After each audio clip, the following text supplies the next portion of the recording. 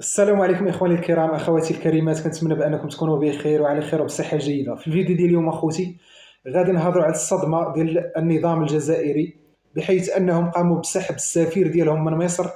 هذا الخبر اخوتي بعد الصدمه والصاعقه اللي نزلت عليهم بعد اعتراف مصر بمغربيه الصحراء وسياده المغرب على صحرائه. في الوقت اخوتي اللي النظام الجزائري كيخسر في المليارات باش يقوم بالمهاجمه ديال المغرب ويحفر المغرب حفره باش يطيحوا فيها، النظام الجزائري اخوتي كيطيح في الحفره اللي حفرها. وما كانوش كيتخيلوا بان الشقيقه ديالهم مصر اللي كانوا معولين عليها واللي كانوا حاطين عليها الكتف وكيقولوا بانه هي اللي بقات ليهم اخوتي، كضربهم اخوتي بالضربه القاضيه وكتعترف بمغربيه الصحراء. اخنوش اخوتي ورئيس الوزراء المصري كيعطيو العصير للنظام الجزائري كيجحفلوهم في القاهره، كيقهروهم.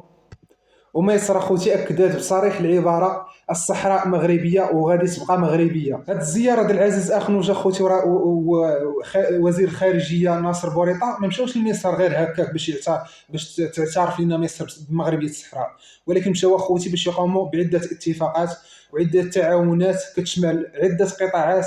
غادي نقولهم لكم دابا باش تفهموا اكثر. المغرب ومصر اخوتي قاموا بعده اتفاقات اللي كتكون تقريبا من 13 اتفاقيه، ومن بينها اخوتي في مجالات عده، خصوصا في مجال الاقتصاد والتجاره، بحيث انهم اخوتي تفاهموا باش يسهلوا التبادلات التجاريه ويدعموا المقاولات الصغرى والمتوسطه. كذلك اخوتي في مجال الصناعه واللوجستيك كاين تعاون كبير اخوتي جاي في صناعه الكابلات وكذلك في صناعه السيارات وتطوير الموانئ. اما بالنسبه على مستوى التعليم اخوتي والبحث العلمي كاين تبادل الخبرات اخوتي بين الجامعات المغربيه والجامعات المصريه، وكذلك من اجل منح للطلبه. اما بالنسبه اخوتي للطاقه والبيئه كاين تعاون في مجال الانتقاء الطاقي والتنميه المستدامه. وفي القطاع الاخير وهو قطاع الشباب والرياضه غيقوم المغرب ومصر اخوتي بتنظيم تظاهرات مشتركه وتبادل الخبرات فيما يخص في تدبير المنشآت الرياضيه. مصر اخوتي والمغرب كما كنعرفوا بانهم عندهم وزن افريقي كبير، خصوصا اقتصاديا سياسيا عندهم وزن كبير وعندهم كلمتهم.